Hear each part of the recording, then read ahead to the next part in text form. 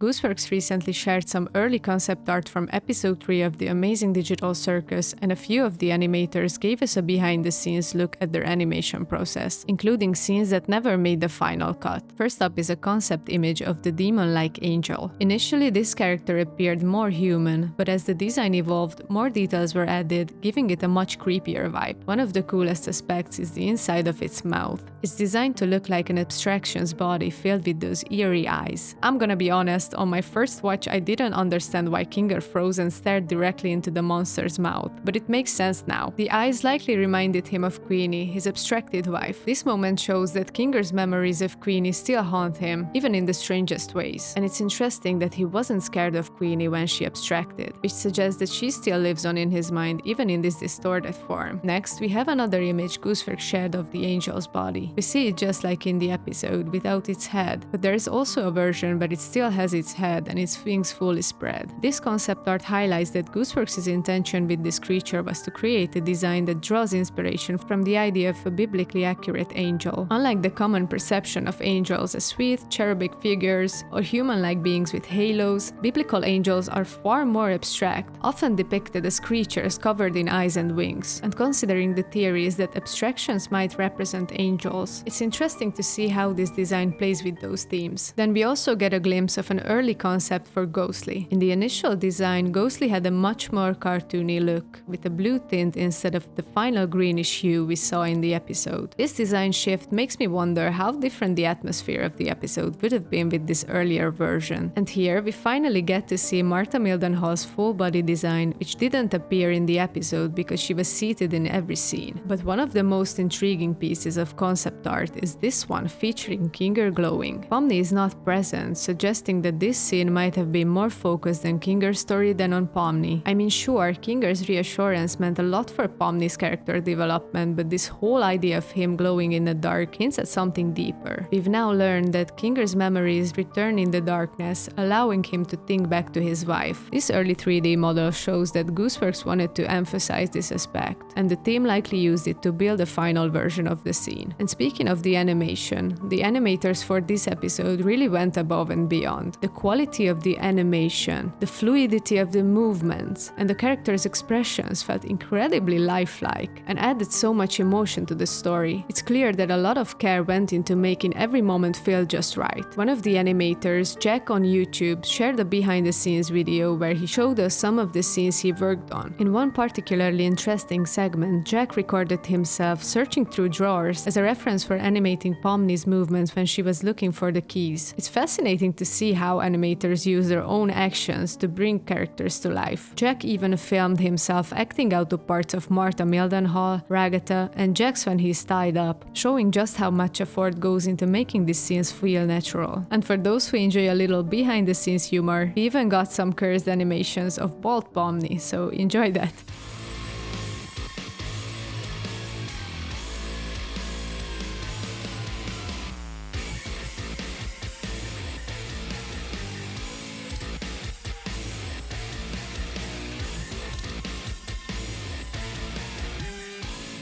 And lastly, we have some bonus footage from Ness Haha on YouTube, where they share the original plans for the Headless Angel's movements. It's interesting to see how much they changed from the initial idea to the final version. There's also a scene where Pomni tells Kinger that every day in the circus feels like a nightmare. The original storyboards had Pomni acting more dramatically with bigger gestures and expressions. And honestly, I think these more theatrical expressions would have added a lot to the scene, making her frustration even more palpable. Because in this moment, she says, "Every day I spend here is one nightmare after the next. I knew it would end up like this.